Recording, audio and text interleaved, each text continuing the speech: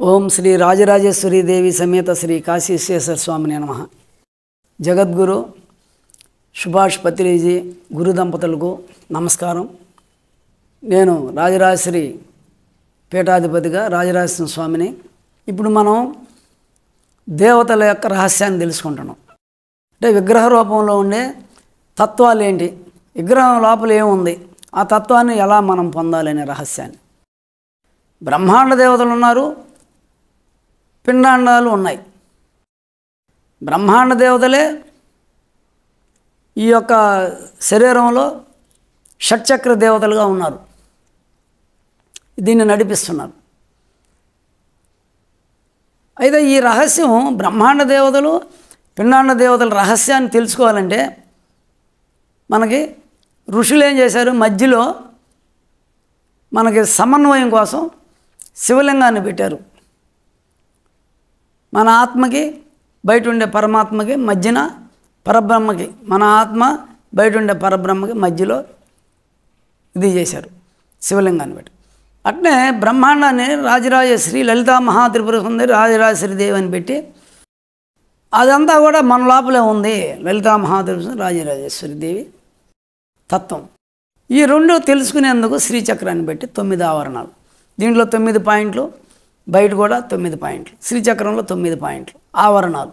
శ్రీచక్రంలో మన వైపు పైన టాప్ నుంచి బిందు త్రికోణ వసుకోణ దశార యుగ్మం, అంటే పైన నుంచి బిందువు త్రికోణం, మళ్ళీ అష్టకోణం, మళ్ళీ 10 కోణాలు, ఈ 4. కింద దశార యుగ్మం అంటే 2 పదులు. మన పక్కకు ఉంటే అమ్మవారు బిందు త్రికోణ వసుకోణ దశార యుగ్మం, 5 కోణాలు మన పక్కకు పెట్టుకుంటే అమ్మవారు, 4 కోణాలు మన పక్కకు పెట్టుకుంటే ఈశ్వరుడు అవుతాడు. ఈ 4 కోణాలు బిందువు త్రికోణం వసుకోణం అంటే 8 కోణాలు. ఇక్కడ ఉండేటటువంటి దశ 10 కోణాలు. ఈ 4 కోణాలు అయితే మన పక్కకు పెట్టుకుంటే ఈశ్వరుడు. అదే 5వ కోణం ప్రకృతిని కలిపితే 5, ఈ 4 కోణాలకి ఈ కోణం కలిపితే దశారయుగ్మం, అంతర్దశారం, ఇది బహిర్దశారం. అంటే ప్రకృతి ఇది, అందుకని బహిర్దశారం. ఇది లోపలికి సంబంధించింది దశారం, అంటే అంతర్దశారం బహిర్దశారం. అందుకని ఈ 5 కోణాలు అయితే ప్రకృతితో కలిపితే ఆ పరమాత్మని అమ్మవారు అయిపోయింది. ఈ విధంగా శ్రీచక్రం 5 కోణాలు మన పక్కకు పెట్టి పూజ చేస్తే అమ్మని పూజ. అదే శ్రీచక్రాన్ని తిప్పి మనం 4 కోణాల పక్క అయితే ఈశ్వరు పూజ అవుతుంది. ఇటు పోతే ఈశ్వరుడు ధ్యానం, కిందకు వస్తే అమ్మని ధ్యానం. కలిసి ఉందేడ శివశక్తుల ఐక్యం. ఇది కలిసిందంటే ఈ కిందంతా ప్రకృతి, ఈ ప్రకృతి ఆ పరమాత్మ కలిపితే రాజరాజేశ్వరి దేవి. ఈ విధంగా మనం ఇది కేవలం ఈ జ్ఞానాన్ని తెలుసుకొని ధ్యానం చేసేటప్పుడు నీవు పరమాత్మనే పొందాలంటే ఆ ఆజ్ఞాచక్రాన్ని చేయాలి లోపలికి. సరే, ఇప్పుడు మనం ఈ బ్రహ్మాండ దేవతలు విగ్రహ రూపాలతో విగ్రహమూర్తులుగా పూజలు అందుకుంటున్నారు. ఒకటి, బ్రహ్మాండ దేవతలు అందరూ 9 మంది విగ్రహ దేవతలుగా పూజలు అందుకుంటున్నారు. అదే పిండాండ దేవతలు షట్చక్రాలలో పిండాండ దేవతలు ఉన్నారు. షట్చక్రంలో ఉండేటటువంటి పిండాండ దేవతలు, పిండాండంలో ఉండే షట్చక్ర దేవతలు శ్రీచక్ర రూపంలో పెట్టారు. బ్రహ్మాండం ఉండే దేవతలు దేవస్థానాలుగా వెలిశారు అందరు 9 మంది. గణపతి, బ్రహ్మ, విష్ణు, ఈశ్వరుడు, సదాశివుడు, మహేశ్వరుడు, పరమేశ్వరి అని దేవాలయాలుగా వాళ్ళు వ్యక్తమయ్యారు. కంటికి కనపడినటువంటి దేవతల్ని గుడుల రూపంలో విగ్రహ రూపంలో వ్యక్తం చేశాం. ఈ శరీరం అనే పిండాండంలో షట్చక్రాల్లో ఉండే దేవతల్ని శ్రీచక్రంలో వ్యక్తం చేశాం. అందుకని ఇప్పుడు 2 తెలుసుకోవాలంటే గుళ్ళకు పోయి మనం ఆ దేవతల హిస్టరీ చదివితే గుళ్ళకి పూజల కోసం కాదు పోయేది, ఏదో పూజలు చేద్దాం కోరికల కోసం కాదు గుళ్ళు కట్టింది. వాళ్ళ హిస్టరీలు తెలుసుకుంటారని. ఇది తెలియక అమాయకత్వంతో గుడి పోయి పూజలకేమో అష్టోత్తరాలు అవన్నీ ఇప్పుడు పుట్టినాయి, అప్పుడు ఏడున్నాయి అష్టోత్తరాలు సహస్రనామాలు ఏం లేవు. గతంలో ధ్యానమే ఉండింది మొదట్లో, కానీ వాళ్ళ హిస్టరీలు ఉన్నాయి. కలియుగం నుంచి త్రేతాయుగం, ద్వాపరయుగం, కలియుగం, ఈ 4 యుగాలలో ఎవరెవరు పరిపాలన చేశారు అనేది ఉంది. అక్కడ మనకి కృతయుగంలో పార్వతీ పరమేశ్వరులు పరిపాలన చేశారు, అధిష్టాన దేవత. దుర్మార్గులైన రాక్షసుల్ని శిక్షించారు, భక్తుల్ని రక్షించారు. మళ్ళీ వచ్చేటప్పటికి శ్రీ మహావిష్ణువు బలి చక్రవర్తిని కానీ, హయానను రాక్షసుని చంపాడు, భస్మాసురుని చంపాడు, హిరణ్యాక్షుడు హిరణ్యకశిపుని చంపాడు, ప్రహ్లాదుని రక్షించాడు, భక్తులు ఋషుల్ని రక్షించాడు శ్రీ మహావిష్ణువు కొంతకాలం. తర్వాత మళ్ళీ అమ్మణ్ణి వచ్చింది, లలితా మహాత్రిపుర సుందరి రాజరాజేశ్వరీదేవి వచ్చింది. ఆమె భండాసురుడు, మహిషాసురుడు, అనేక మంది రాక్షసులను ఆమె కూడా సంహరించింది. తర్వాత రామాయణం వచ్చింది, రాముడు పుట్టాడు, సీతారాములు, రావణాసురుడు, కుంభకర్ణుడు, వాళ్ళ బంధువర్గాన్ని, వాళ్ళ స్నేహితులందరిని కూడా సంహరించి, భక్తులైనటువంటి విభూషణుని, ఆ శబరిని, ఎంతమందినో ఆయన రక్షించాడు శ్రీరాముడు అవతారం. మళ్ళీ యుగంలోకి వచ్చేటప్పటికి కౌరవులు, కాలయవనుడు, అనేక మంది వాళ్ళ స్నేహితులు, ఎంతమందో రాక్షస స్వభావంతో దుర్మార్గం చేశారు. శ్రీకృష్ణుడు వాళ్ళని అందరిని కూడా సంహరించి ఆయన ధర్మాన్ని ప్రతిష్ఠ చేసి పాండవులైనటువంటి భక్తుల్ని పట్టం కట్టాడు. కలియుగంలో ఇంకా అధోగతి, శ్వాస అధోగతిలో అందరూ బాహ్య కర్మలు, కర్మకాండలు, భజనలే దేవుడని దిగజారిపోయారు. కలియుగంలో ఏదో విషయ వాసనలతో అలుముకొని 100కి 90 మంది విషయ వాసనలతోనే జీవితం గడుపుతున్నారు. అప్పుడు మళ్ళీ ఇక్కడ ఆ శ్రీ మహావిష్ణువు శ్రీనివాసుడిగా పుట్టి ఆమె భూదేవిని ఎత్తుక్కుంటూ వచ్చి మన కొరకు ఇదంతా ఆయన చేశారు. శ్రీనివాస మంగాపురంలో ఉండి ఆయన మళ్ళీ ఆమెని శివశక్తి ఐక్యం చేసి ఈరోజు అందరికీ ఆ యోగ రహస్యంగా 7 కొండల మీద ఆయన వెలిసున్నారు. ఇదంతా కూడా చూస్తే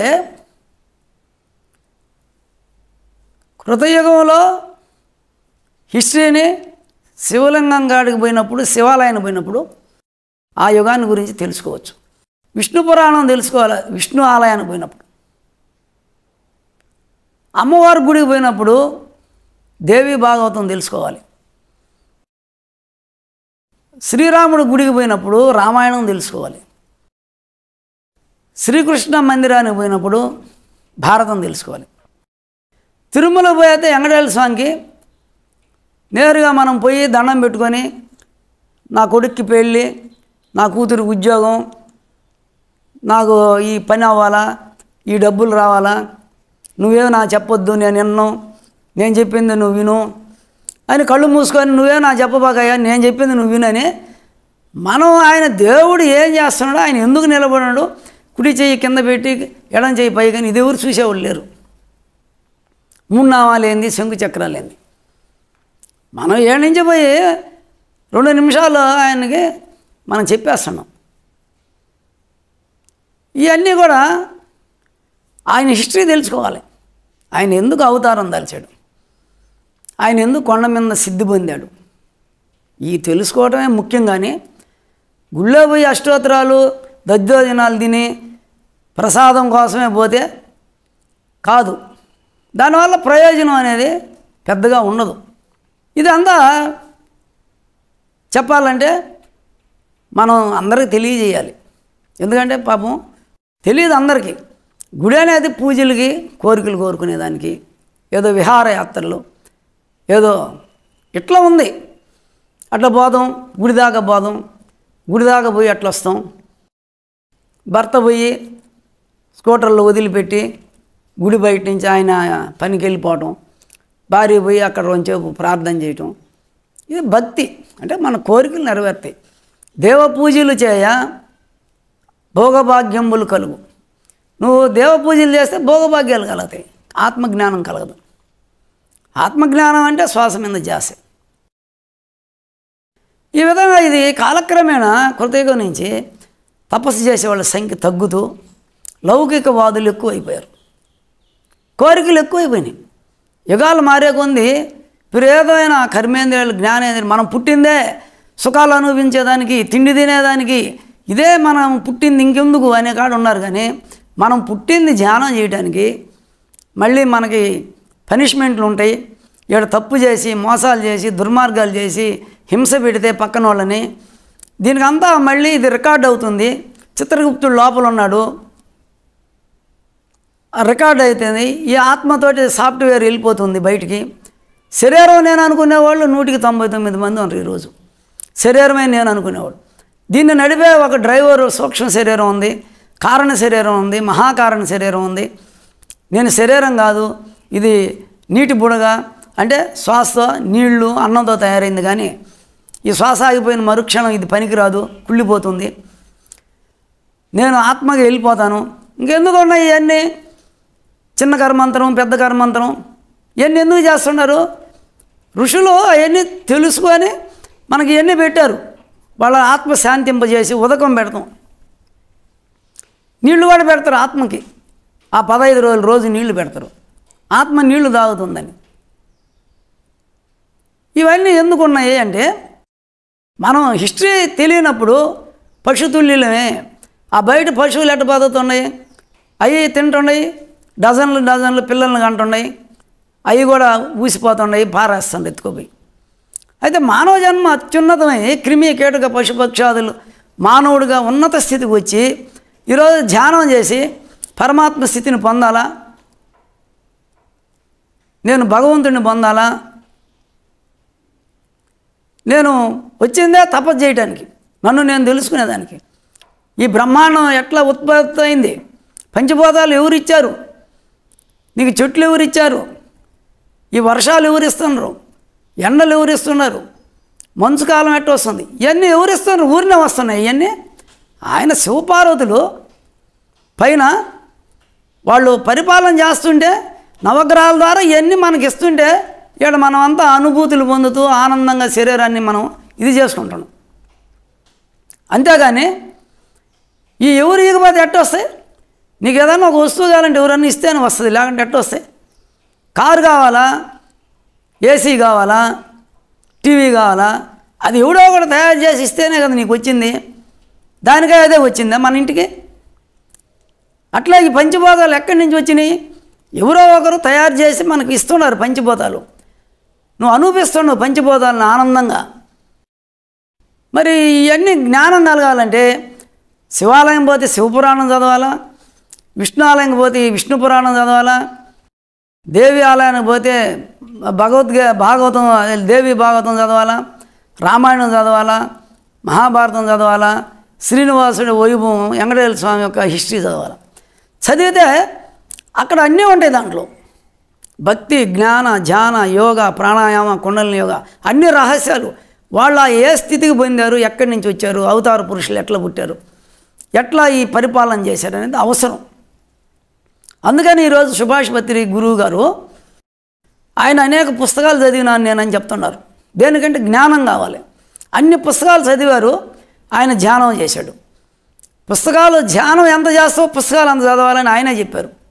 అది నేను కూడా ఈరోజు నేను బుక్స్ చదవకుండా ఉత్త ధ్యానంలో వచ్చా. ఇన్నేళ్ళు అంత జీవ సమాధి స్థితిలో అన్నట్టుగా నేను నడుపుకొని వచ్చా.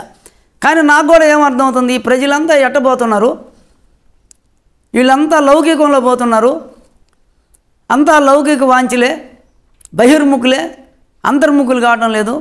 ఎందువల్ల అంటే వీళ్ళకి విజ్ఞానం లేదు. అంటే మన హిస్టరీ తెలీదు, శివపురాణం తెలీదు, భగవద్గీత చదవరు. నిద్ర లేచి ఒక 4 తరాల నుంచి పుస్తకాలు, ఇంజనీరింగ్, ఏ ఉద్యోగాలు ఏముంది, ఎక్కడ అశాంతి, ఎక్కడ ఏమి సుఖపడుతున్నారు వీళ్ళంతా. ఏం చేస్తున్నారు మనం అంటే ప్రతి ఒక్కరు నువ్వు ఇంజనీర్గా, కలెక్టర్గా, డాక్టర్గా, కానీ 4 గంటలు ఆత్మ పరిశోధన చేయాలి. బయట అన్నీ తెలుసుకుంటావు, నిన్ను గురించి ఏమీ తెలియదు. నీ లోపల చక్రాలంటే నోరు తెరుస్తారు, 24 తత్వాలంటే తెలియదు. నీ శరీరం ఎట్ట రన్ అవుతుంది, నీ ఆత్మ ఎట్ట రన్ అవుతుంది, నీ మనసేంది, బుద్ధేంది, చిత్తమేంది, అహంకారం తెలియదు. ఇంకా ప్రపంచం అంతా తెలుసు. శరీరాన్ని అన్ని ఖండాలు కోసి కుట్లేస్తారు డాక్టర్లు. బాహ్యమైన ఎన్నో విషయాలు చెప్తారు లాయర్లు. ఎంతో నృత్యాలు చేసి ఆకట్టుకుంటారు సినిమా యాక్టర్లు. ఒక కలెక్టర్ వచ్చి ఒక జిల్లాని పరిపాలన చేస్తాడు. అవన్నీ సామర్థ్యంగా తెలుసుకుంటున్నారు లౌకికం. కానీ వీళ్ళందరూ వయసు ఉడికినాక, వాళ్ళ పదవులన్నీ కోల్పోయినాక, వాళ్ళు వృద్ధాప్యం వచ్చినప్పుడు ఏమీ తెలియదు వాళ్ళకి. అసలు ఆయన ఎందుకు వచ్చాడు, ఈయన ఎవరైంది తెలియదు. నువ్వు ఉద్యోగంలో చేరావు, రిటైర్ అవుతావు. అట్లా నువ్వు పుట్టావు, మళ్ళీ గిట్టతావు. ఉద్యోగంలో చేరినప్పుడు ఎట్లయితే నువ్వు డ్యూటీ చేస్తున్నావో కరెక్ట్గా, అట్లా నువ్వు జన్మకు వచ్చినాక చనిపోయే వరకు నీ డ్యూటీ ధ్యానమే డ్యూటీ. నీ డ్యూటీ రెండూ ఉండాలి. ఒక పక్షికి 2 ఉన్నాయి రెక్కలు, ప్రకృతి పరమాత్మ. నువ్వు ప్రకృతిలోనే 100% ఉంటే అజ్ఞానిగా, పశుతుల్యుడుగా, పశువులతో సమానమే. బాహ్య కర్మలు ఆచరిస్తూ చనిపోతే ప్రకృతిలోనే ఉండకూడదు, పరమాత్మలో ఉండాలి. పరమాత్మ యందు మనసు పెట్టి రోజు 2 గంటలు 4 గంటలు ధ్యానం చేసి, లేదు 1 గంట 2 గంటలు ధ్యానం, 1 గంటన్నా ఈ యొక్క మన పురాణాలు చదవాలి. హిస్టరీ ఏంది, ఈ ప్రపంచం మొత్తం ఎట్లా ఉంది, ఈ ప్రపంచం ఏ విధంగా ఉందో తెలియాలి. అప్పుడు 2 బ్యాలెన్స్ అవుతాయి. నువ్వు ప్రకృతిలో కూడా అద్భుతంగా రాణిస్తావు. నువ్వు ప్రకృతిలో రాణిస్తున్నావు అంటే ఏంటంటే, నీవు నవగ్రహాల ఫలితంతోనే నువ్వు క్లర్క్ అయినవు, సూపరింటెండెంట్ అయినవు, నువ్వు ఆఫీసర్ అయినవు, నువ్వు లాయర్ అయినవు, కలెక్టర్ అయినవు, జడ్జి అయినవు, నువ్వు మంత్రి అయినవు, ఎమ్మెల్యే అయినవు. ఇవన్నీ ఎవరు ఇస్తున్నారని నవగ్రహాలు ఇస్తున్నాయి నీకు. ఏదో నవగ్రహాలు ఉన్నాయో లేవో తెలియదు. అసలు బ్రహ్మాండ సృష్టి ఎట్టో ఏం జరిగిందో తెలియదు. అప్పుడు నువ్వు దాన్ని పట్టించుకోవటం లే. నాకు వచ్చింది, నేను నాది, నేను కలెక్టర్ని, నేను ఆఫీసర్ని, నేను ఎమ్మెల్యే, నేను మంత్రిని, నేను వ్యవసాయదారుణ్ణి, నేను అంటున్నావు. ఈ నేను ఎవరు? ఈ నేనుకి ఆధారం ఎవరు? నీ శరీరానికి నీ తండ్రి ఆధారం, మీ తండ్రికి మీ తాత ఆధారం. అట్లా ఈ నేను అనేదానికి బుద్ధి ఆధారం, బుద్ధికి జ్ఞానం, జ్ఞానానికి ఆత్మ ఆధారం. అట్లా కిందకు వచ్చాం మనం. అందుకని ఈరోజు ప్రతి ఒక్కరూ మన గురువుగారు పత్రిజీ గారు చెప్పినట్టు ఏం చేయాలి? పుస్తకాలు జ్ఞానం పొందేదానికి బుక్స్ చదవాలా, సత్సంగం చేయాలా, జ్ఞానాన్ని సంపాదించుకోవాలా. ఏం జరిగింది అప్పుడు ఏమవుద్దంటే, ధ్యానంలో కూర్చున్నప్పుడు ఈజీగా నీకు అంతర్ముఖం అయిపోతావు. ఏ జ్ఞానం లేకుండా చేస్తే టైం ఎక్కువ తీసుకుంటుంది. ఈ లోపల ఏం జరుగుతుందో తెలుసుకోవాలి మనం. అప్పుడు నీకు స్వాధ్యాయం ఉండాలా, పుస్తకాలు చదవాలా, ధ్యానం చేయాలి, పుస్తకాలు చదవాలి. నీ వృత్తిలో కూడా నువ్వు ధర్మంగా జీవించాలి. నువ్వు ఏ వృత్తి చేస్తున్నావు దాన్ని కరెక్ట్గా చేయి. ధర్మాన్ని ఆచరిస్తూ నువ్వు ఇది కానీ చేస్తే ప్రకృతి పరమాత్మలు 2 రెక్కలు, పక్షి ఎట్ట విహరించిందో మనం అట్ట విహరించాలి. ప్రకృతిలో పూర్తిగా పరమాత్మలో ఉంటే పోవచ్చు ఎవరైనా, కానీ ప్రకృతిలో పూర్తిగా ఉండకూడదు. అందువల్ల ఈ 4 యుగాల హిస్టరీ మనం తెలుసుకొని ధ్యానం చేస్తే మనం అద్భుతంగా ముందుకు పోతాం. ఇప్పుడు మనం బ్రహ్మాండం, పిండాండం ఏ విధంగా ఉత్పత్తి అయింది, బ్రహ్మాండ దేవతలు దేవస్థానంలో ఉన్నారు, పిండాండ దేవతలు శ్రీచక్రంలో నమోదు చేశారు. ఈ రహస్యాలన్నీ ఇప్పుడు తెలుసుకున్నాం. ఇంకా యుగాలు, ఇక్కడ ముందు ఈ శ్వాస మీద కొన్ని విషయాలు తెలుసుకోవాలి. మనసు అంతర్ముఖం అయితే శ్వాస ఊర్ధ్వగతి, మనసు బయట పోయి చూస్తే శ్వాస అధోగతి అన్నాం. ప్రకృతి పరమాత్మలు. కానీ ఇప్పుడు ఒకసారి విచారించుకుందాం. మన ఋషులంతా ఏం చెప్పారంటే సోహంభావం చెప్పారు పాతకాలంలో. దాన్నే బుద్ధుడు, మన సుభాషపత్రి గురువు గారు హంస అంటే శ్వాస మీద ధ్యాస అని చెప్పారు. సోహంభావం అంటే మూలాధార చక్రానికి అంటే రేచక పూరకాలు. మనం గాలి పీలిస్తే సృష్టి, మళ్ళీ వదిలే వరకు ఎంతసేపు గాలి లోపల ఉంటుందో అది స్థితి, బయట గాలి పోయినాక లయం. దీన్ని విచారించుకోవాలి. అంటే ఈ యొక్క శ్వాస ఉండే గాలిని బయటకు వదిలితే రేచకం అంటారు. ఉండే గాలి లోపల ఉండే గాలి బయటకు వదలాలి. ఆ వదలటం 2 ముక్కులతో కూడా అని వదలవచ్చు. లేదు ఎడమ ముక్కు క్లోజ్ చేసి ఉండే గాలిని కుడి ముక్కులో నుంచి సూర్యనాళ్ళలోంచి బయటకు వదలవచ్చు. 2 మార్గాలు.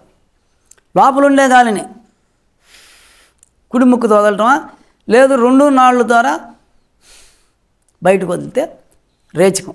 ఇంకా లోపల ఏం లేదు, లయ స్థితి. ఇప్పుడు మళ్ళీ గాలి పీల్చుకుంటున్నాం. రేచకంబున సూక్ష్మమై నిలిచి పూరకంబున పుడమంచి వచ్చి గాలి పీల్చుకున్నప్పుడు ఎన్ను పోసుకోవాలి. మూలాధార చక్రమే పుడమి, అంటే భూతత్వం. ఈ లోపల తీసుకునేటప్పుడు సూర్యనాడితో తీసుకోవచ్చు.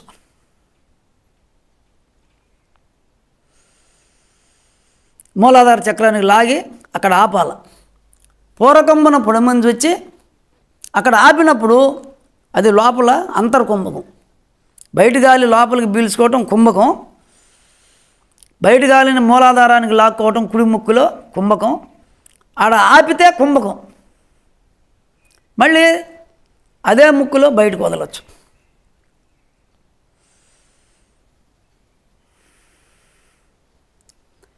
అంటే గాలి లోపలికి పీల్చుకొని మూలాధారానికి ఆపి వదిలితే ఒక సైకిల్ అయింది.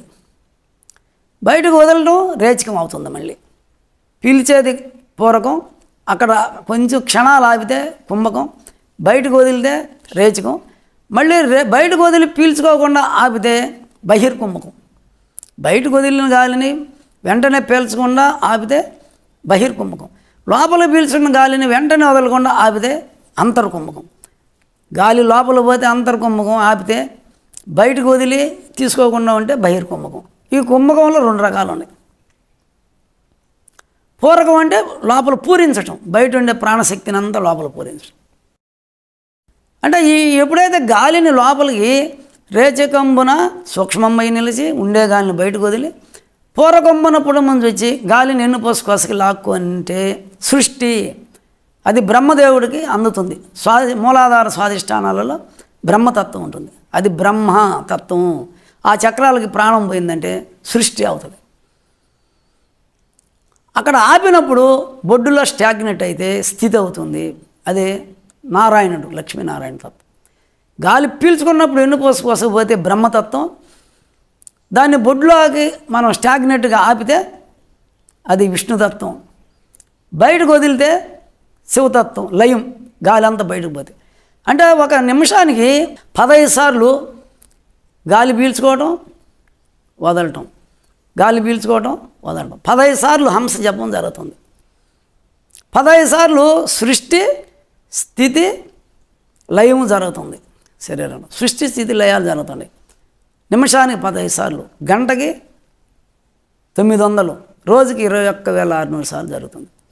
అంటే ఇన్నిసార్లు సృష్టి స్థితి లయాలు జరుగుతుందంటే ఈ మనసు ఎప్పుడు ఆలోచనలు, ఫలాంది కావాలనుకోవటం సృష్టి, దాన్ని మనం మెయింటైన్ చేయటం, ఆ అనుకున్న దాన్ని నిర్వహించటం. సంకల్పం చేసావు, ఇల్లు కట్టావు, అది స్థితి. చేరావు, లయం. సృష్టి స్థితి లయాలు. ఊరికి పోవాలనుకున్నావు, సృష్టి. ప్రయాణం చేసావు, స్థితి. ఆ ఊరు చేరావు, లయం. పోయి రావటం కూడా లయమే. సినిమా పోవాలనుకున్నావు, సృష్టి. హాల్లో 3 గంటల సినిమా చూసావు, స్థితి. ఇంటికి వచ్చేసావు, లయం. ప్రతిదీ సృష్టి స్థితి లయాలు ప్రతి నిమిషం మనసుకు జరుగుతూనే ఉంటుంది. అందుకనే ఇది నిమిషానికి 15 సార్లు సృష్టి స్థితి లయాలు శ్వాసతో జరుగుతుంది. కాబట్టి ఈ మనసుకి ఇన్ని ఆలోచనలు ఉన్నాయి. ఈ యొక్క ఛానల్ను వీక్షిస్తున్నటువంటి సాధకులందరికీ కూడా నా యొక్క కృతజ్ఞతలు.